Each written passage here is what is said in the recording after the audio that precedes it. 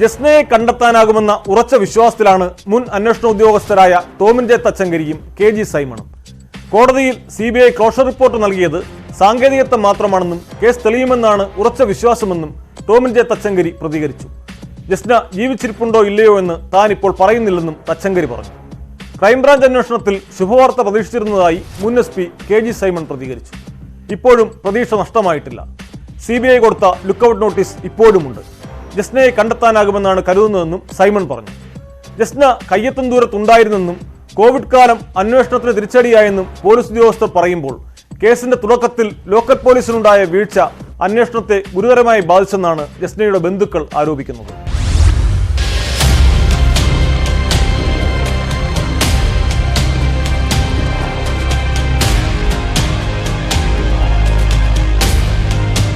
DGP-ആയി വിരമിച്ച ടോമിൻ ജെ തച്ചങ്കരി ജസ്ന കേസിൽ അദ്ദേഹത്തിൻ്റെ പ്രതീക്ഷകൾ വീണ്ടും വെച്ച് പുലർത്തുകയാണ്.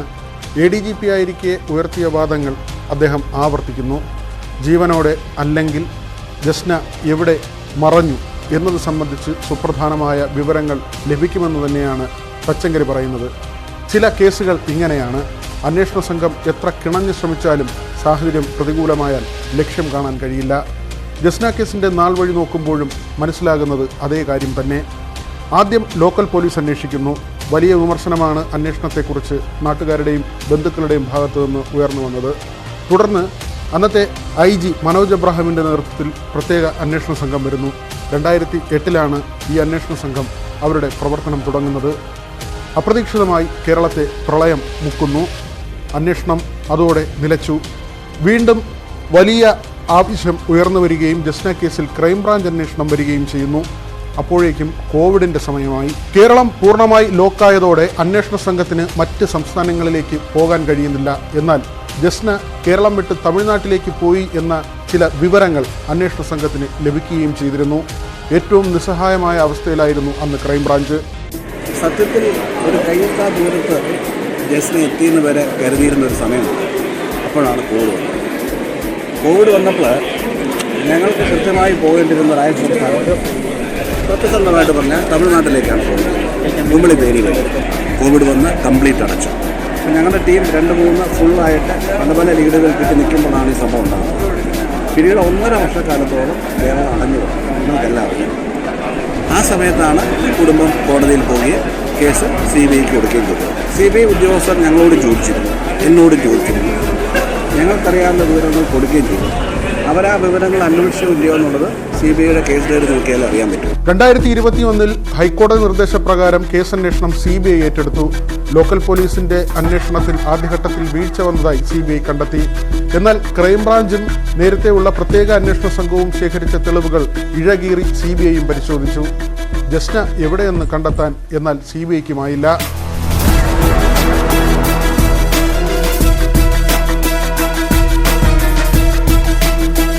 സാധാരണ ഇങ്ങനെ ഒരു കേസ് അന്വേഷിച്ച് കഴിയുമ്പോൾ അത് ഈവൻറ്റ് റിപ്പോർട്ട് കൊടുക്കാമെന്ന് പറഞ്ഞു. അതായത് ഒരു താൽക്കാലികമായിട്ട് അവർ ലിസ്റ്റിൽ നിന്ന് മാറ്റി വെച്ചുകൊണ്ട് അന്വേഷണം നടത്താമെന്നുള്ളതാണ്. അങ്ങനെ നടത്തുന്ന കേസിൻ്റെ അന്വേഷണമാണ് അത് പറയുന്നത്. അപ്പോൾ ഒരിക്കലും അതൊരു ടോപ്പ് തീർന്നുകൊണ്ടല്ല, പക്ഷേ എനിക്കത് ആക്റ്റീവായിട്ടുള്ള അന്വേഷണം ഇനി കുറയുമെന്ന് എനിക്ക് തോന്നുന്നു. അതുകൊണ്ടായിരിക്കും ഇപ്പോൾ വരുന്നത്. അവർ കൊടുത്തിരിക്കുന്ന എല്ലാ റിപ്പോർട്ടുകളും എല്ലാ ലുക്കൗട്ട് നോട്ടീസുകളും ഇപ്പോൾ ലൈവാണ്. അതോടൊപ്പം തന്നെ പാസ്പോർട്ട് സംബന്ധിച്ച് ഇനി പുതിയ പാസ്പോർട്ട് എടുക്കുകയോ എന്തെങ്കിലും ചെയ്യുകയാണെങ്കിൽ തന്നെ അതും അവർ പാസ്പോർട്ട് ഓഫീസിൽ അറിയിച്ചിട്ടുണ്ട് എന്നുള്ളതാണ് എനിക്ക് കിട്ടുന്ന ഇൻഫർമേഷൻ. ഇതിനിടെ സംസ്ഥാന സർക്കാർ ജസ്നയെക്കുറിച്ച് വിവരം നൽകുന്നവർക്ക് 5 ലക്ഷം രൂപ പാരിതോഷികം പ്രഖ്യാപിച്ചു. വിവിധ ഇടങ്ങളിലായി വിവരശേഖരണ പെട്ടികൾ സ്ഥാപിച്ചു. ജസ്നയെക്കുറിച്ച് വിവരം ലഭിക്കുന്നവർ ആ പെട്ടിയിൽ ആ കാര്യങ്ങൾ നിക്ഷേപിക്കണമെന്നതായിരുന്നു അന്വേഷണ സംഘം അറിയിപ്പായി നൽകിയിരുന്നത്. പക്ഷേ അതും പ്രയോജനകരമായില്ല. CBI സംഘം 9 സംസ്ഥാനങ്ങളിലാണ് ജസ്നയെ തേടിപ്പോയത്. ഇതിനിടെ സിറിയയിൽ ജസ്ന എത്തിയെന്നും 2 കുഞ്ഞുങ്ങളുടെ അമ്മയായെന്നുമുള്ള ചില ഓൺലൈൻ വാർത്തകൾ പുറത്തു വന്നു. CBI ഇത് പൂർണ്ണമായി നിഷേധിച്ചു. ലവ് ജിഹാദ് ഏറ്റവും കൂടുതൽ ചർച്ച ചെയ്യപ്പെട്ട കേസ് കൂടിയാണ് ജസ്നയുടെ തിരോധാനം. നർക്കോട്ടിക് ജിഹാദ്, ലവ് ജിഹാദ് വാദങ്ങൾ കേരളത്തെ വല്ലാതെ പിടിച്ചുലച്ചു. ജസ്ന ഏതോ മതപഠന കേന്ദ്രത്തിലുണ്ടെന്ന ചില വിവരങ്ങൾ പുറത്തു വന്നു. ആ വഴിക്കുള്ള അന്വേഷണവും എങ്ങുമെത്തിയില്ല. ഏറ്റവും ഒടുവിൽ തിരുവനന്തപുരം സെൻട്രൽ ജയിലിൽ പോക്സോ കേസിൽ ശിക്ഷ അനുഭവിച്ചയാൾ കൊല്ലത്ത് താൻ ജയിലിൽ കഴിഞ്ഞപ്പോൾ മോഷണക്കേസിൽ ശിക്ഷിക്കപ്പെട്ടുവന്ന വ്യക്തി നൽകിയ ചില വിവരങ്ങളെക്കുറിച്ച് അന്വേഷണ സംഘത്തോട് വിശദീകരിച്ചു.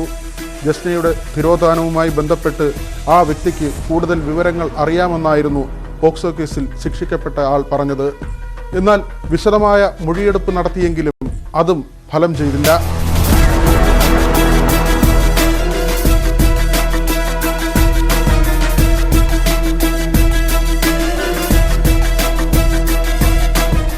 ഏറ്റവും ഒടുവിൽ കഴിഞ്ഞ ദിവസം CBI ക്ലോഷർ റിപ്പോർട്ട് കോടതിയിൽ സമർപ്പിച്ചു.